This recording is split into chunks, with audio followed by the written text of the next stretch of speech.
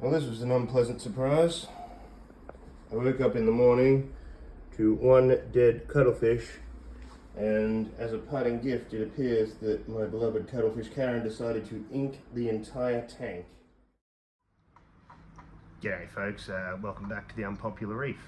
I am the Unpopular Reefer, believe it or not. I have had a shave and a haircut coming into summertime here in Australia, and it is both literally and figuratively cooler to have less hair. So there's that. What you are looking at is the aftermath of I guess an ink explosion in your tank. It's not something that a lot of fish keepers go through. I will be doing a review on cuttlefish, or particularly the reaper cuttlefish, and whether it is a good idea to keep one in your aquarium and my experiences with that, but yeah, that's a later video for another time. I'm just going to cover exactly how I got my tank back to this from, you know, what it used to look like. Okay, so essentially squidding is like any other pollution in your tank. To remove it, the best way is a protein skimmer.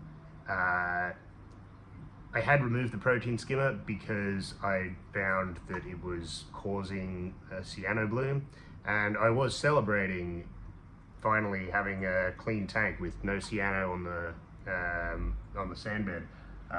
There's a clip of what it looked like just the night before I left on leave, and yeah, the night after it looked like this. So this tank seems to be constantly one battle after another, but like if you weren't constantly fighting things, it'd probably get a bit boring. So essentially I set up a protein skimmer that went into a bucket and left that run for 2 days. And that skim, I left it a fairly wet skim, and it skimmed about 20 liters of water, very black, inky water. But after that, it was fine. The parameters were all out of whack, but because I was on leave, I couldn't come back and fix them till I got here. My salinity was off, the alkalinity was way off, and phosphates were always through the roof, but I had come to live with that. I lost a few fish.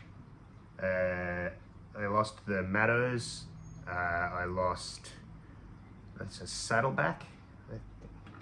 I'll check the name of that one. Didn't lose any of the stripies. They're basically bulletproof. So I guess an unexpected thing, I lost my sand anemone that used to be down here, and all of the growth I got with my taxifolia died back, probably because of the parameter swing when I was skimming out water, and the auto top off was putting fresh water in to replace the salt water, so the salinity dropped a little bit. But it is, when I came back, there's basically none left. I'm getting a bit more growth around here. It's starting to get some fresh shoots on it, but it'll take a little while for it to come back. I have added this rock over here. This was from my small tank, which is now basically just a holding tank for seagrass and macroalgae. The only reason I had that tank was to keep the smaller fish that Karen would turn into a meal if I wanted to keep them separate. So I have moved them into this tank. You can see the tiny little stripey up there. There are also sand gobies. There's this guy here. There's another one around. What I have noticed is since Karen's been gone, a lot of the smaller fish come out a lot more. Like you can see, well, you probably can't. Just in that corner there, I'll try and zoom in on him. There's Chonk. He comes out and spends a lot of his time at the front of the tank these days. So yeah, that's fun. And I'm going to be adding a few more smaller fish because, well, now I can, and I prefer it this way. I think Karen was fun while she lasted, but she's kind of boring. She sits at the bottom of the tank all day, and well, she's a lot of effort in maintaining a cuttlefish. And I am still unsure as to why Karen died. I'd had it for about a year and a bit. They only lived for about 2 years, so it could have just been the end of her life, but there is another theory I might have, because among the dead fish on day one was my puffer, which was a toadfish, which you may know is very toxic. And it's perhaps that Karen attempted to eat the puffer and then poisoned herself, killed the puffer, sprayed the tank full of ink, died, and then left me with the aftermath. Where to from here? I've actually, if you notice down here, I've put a heater in the tank. I don't particularly need it at the moment because it's summer here and it's, if anything, I need a chiller. But I've also got the refugium light that's on there 24 hours a day as well, just try and keep my phosphates down. I think the refugium does a better job than the protein skimmer, to be fair. But I'm going to keep this as a warm tank, and I had some corals in the smaller tank which I've moved across. They do not look so great. They're probably not going to make it. It's just GSP and some zoas, but I'm not incredibly fussed with them. The zoas are probably going to turn into food for the stripies because they do get a bit nippy. But I might be looking into getting some stripy friendly corals and putting them in there.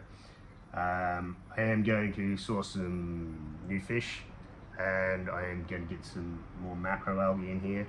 I have got a new species of macroalgae, but this big guy right here, he's a boring brown fish, but I've grown quite attached to him, but does love eating macroalgae. So it's kind of like a reef safe fish. There are macroalgae safe fish, and there are ones that are not macroalgae safe.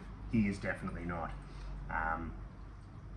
Yeah, but he's also getting very, very big, and there's going to be a point where I'm going to have to move him on because a full adult size version of him is about 2 foot long, so half the length of the tank. In conclusion, any advice to people keeping cuttlefish? Keep a protein skimmer going.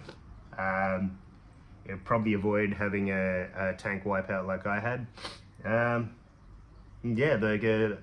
if you make a really wet skim, you can clean up a tank in just over a day or two, so it's not actually a huge problem.